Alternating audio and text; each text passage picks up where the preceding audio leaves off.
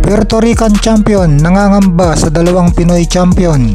Pagkatapos mapagsama at makolekta ang dalawang belt sa 105 pounds division, ito ngang WBA at WBO belt ay target din ng Puerto Rican World Champion Oscar Collazo na kunin din ang dalawa pang natitirang belt na hawak ng dalawa nating kababayan na sina Melvin Jerusalem at Pedro Taduran. Hawak ni Pedro Taduran ang IBF belt at si Melvin Jerusalem naman ay ang WBC belt.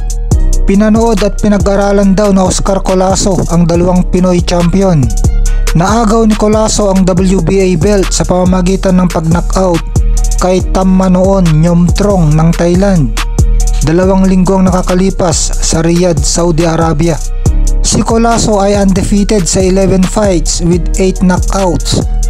Hindi pa dinedeklara ni Collazo kung sinang unahin niyang kalabanin, pero gusto daw niyang maging kauna-unahang undisputed champion sa Puerto Rico.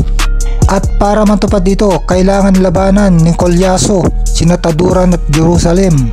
Kahit sino sa dalawang Pinoy ay siguradong pagtatrabahuan ni Collazo ang labanan nila. Hindi pa nagtatagal ay nilabanan ni Jerusalem ang Meksikano na mandatory challenger na si Luis Castillo. At impresibo ang ipinakita ni Jerusalem at nanalo siya via unanimous decision.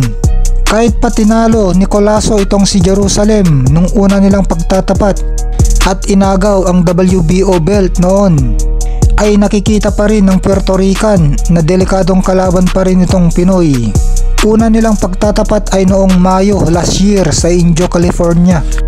Samantala, hindi na matutuloy ang bakbakan ni Virgil Ortiz Jr. at Jaron Boots Ennis. May target na petsa pa naman na ito sa February 2025 sana. Nakakapanghinayang ito sa mga boxing fans, ang ganda sanang laban ito. Sinasabing natakot daw si Jaron Ennis kay Virgil Ortiz Jr. pero pinasinungalingan ito ni Ennis. Sabi niya na wala daw siyang kaalam-alam sa negosasyon ng laban. Nasa welterweight o 147 pounds sa kasalukuyang lumalaban si Jaron Ennis at hawak niya ang IBF belt dito. May record siya na 33 wins, 0 loss with 29 knockout. At si Virgil Ortiz Jr. naman ay lumalaban sa junior middleweight 154 pounds. May record siyang 22 wins, 0 loss with 21 knockout.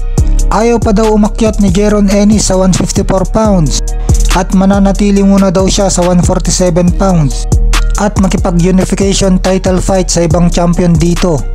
Ayon naman kay Eddie Hearn, promoter ni Ennis, na sinabihan sila nung una na 147 pounds maglalaban. Wala naman daw problema sa 154 pounds, kaso mawawalan sila ng belt dito.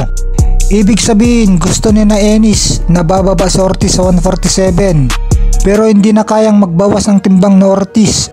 Nag-overweight na siya dati sa 147. Nahirapan na siya dating magbawas ng timbang, kaya umakyat siya ng 154 pounds. Gusto lamangan ni na Ennis Ortiz.